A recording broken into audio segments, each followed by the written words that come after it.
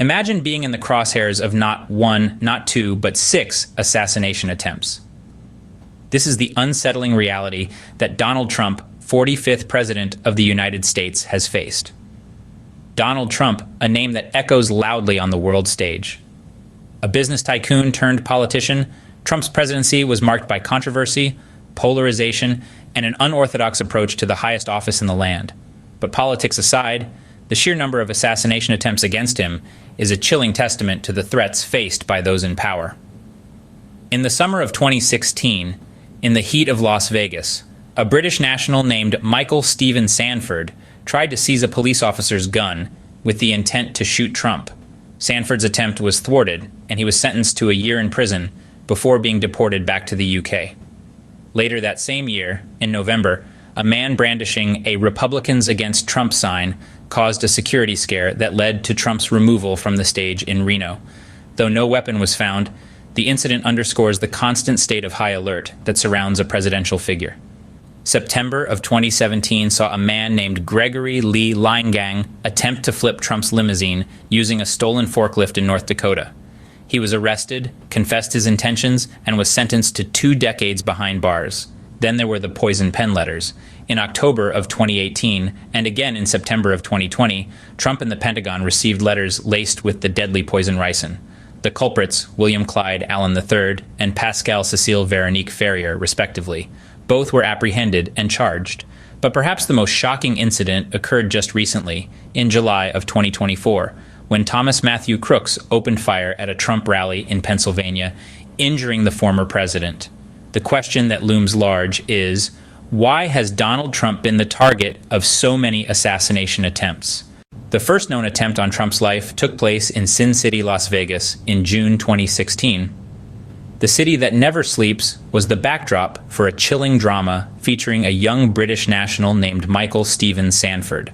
Sanford, a seemingly unassuming man, harbored a deadly intent. His target, none other than the then presidential candidate Donald Trump.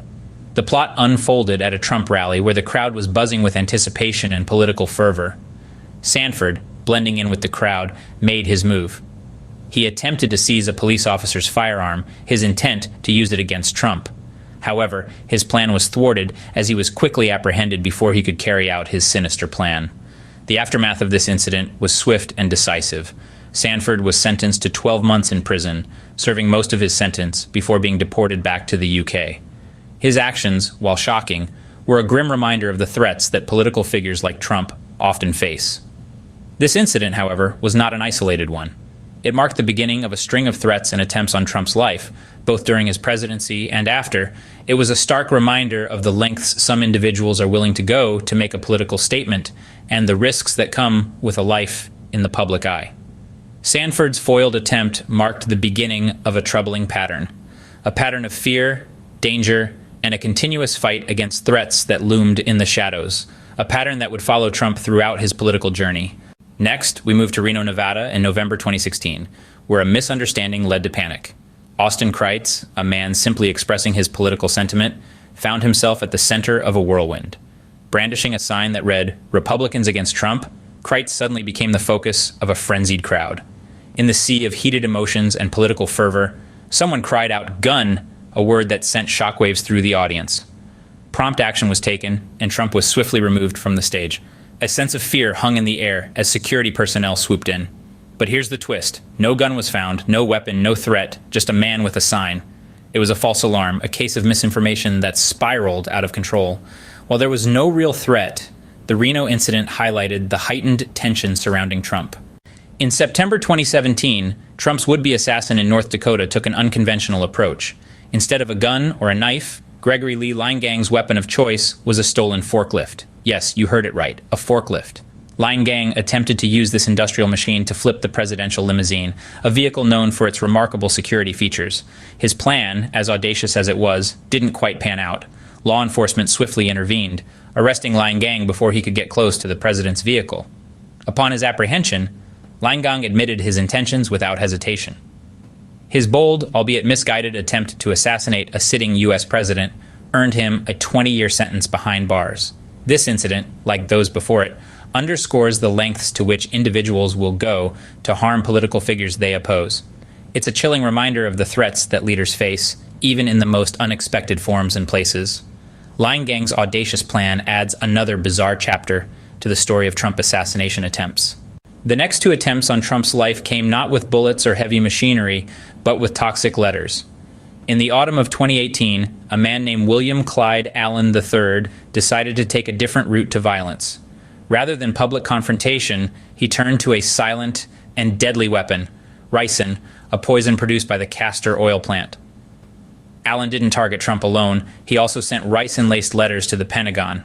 While his murderous plot was foiled when his letters were intercepted, the threat was real and potent. Allen pleaded not guilty, but the charges against him were numerous and severe. Fast forward to September 2020. The election season was in full swing, and the tension was palpable. Amidst the political hustle and bustle, another toxic letter was on its way to the White House. This time, the sender was a woman named Pascale Cécile Véronique Ferrier. She wasn't just seeking to harm Trump, she was trying to influence the election. Her letter was a clear message: drop out of the race or face the deadly consequences. Like Allen, Ferrier also chose ricin as her weapon of choice. This potent poison, which has no known antidote, is lethal, even in tiny amounts. Thankfully, her attempt was thwarted, and she was arrested. In 2023, Ferrier was sentenced to nearly 22 years in prison for her actions. These two incidents, occurring in October 2018 and September 2020, were unique in their methodology. They showcased that the threats against Trump weren't confined to rallies or public appearances. They could come quietly, through the mail, laced with deadly poison. And they showed that the individuals behind these threats were diverse, hailing from different backgrounds and harboring different motivations. These incidents underscore the wide range of methods employed by those wishing to harm the former president. Fast forward to July 2024, when the most recent assassination attempt on Trump occurred. This time, the setting was Pennsylvania, a state rich in history and political significance. The man behind the trigger was Thomas Matthew Crooks, a name that would soon be etched into the annals of infamy. Crooks entered a Trump rally, a scene of fervor and excitement, with a sinister purpose. His weapon of choice was a firearm, a stark contrast to the earlier attempts we've discussed. He fired shots into the crowd, causing panic and chaos. Trump, the intended target, was injured in this attack, but he wasn't the only one. Crooks' reckless act also claimed the life of an innocent rally attendee, a tragic testament to the collateral damage such violent attempts can cause. 2 others were left critically injured, their lives irrevocably altered by this act of violence. Crooks himself was killed, leaving behind a slew of questions and a nation in shock. The incident was a grim reminder of the lengths some individuals are willing to go to in their pursuit of political vengeance. In the wake of the shooting, the nation grappled with the reality of the situation. The threat to public figures, particularly polarizing ones like Trump, was not a thing of the past, but a present and pressing concern. The Pennsylvania shooting reminds us that the threat to public figures like Trump remains alarmingly real. As we reflect on these assassination attempts on Donald Trump, we are forced to confront some uncomfortable truths. These incidents, spanning from 2016 to 2024, underscore the persistent threats faced by those in the public eye, particularly polarizing figures like Trump. The individuals involved, driven by varying motivations from political dissent to personal grievances, resorted to drastic and dangerous measures. Their actions, while abhorrent, are a sobering reminder of the deep-seated divisions and heightened tensions within our society. These assassination attempts, however, go beyond the personal safety of a single individual. They speak volumes about our political climate, where disagreement can escalate into violence and raise critical questions about the state of our democracy. They challenge us to reflect on the fragile balance between free speech and public safety, and the need for a more civil and respectful political discourse. While the motivations of the individuals involved varied, their actions serve as stark reminders of the length some will go to express dissent and the perpetual risks faced by those in the public eye.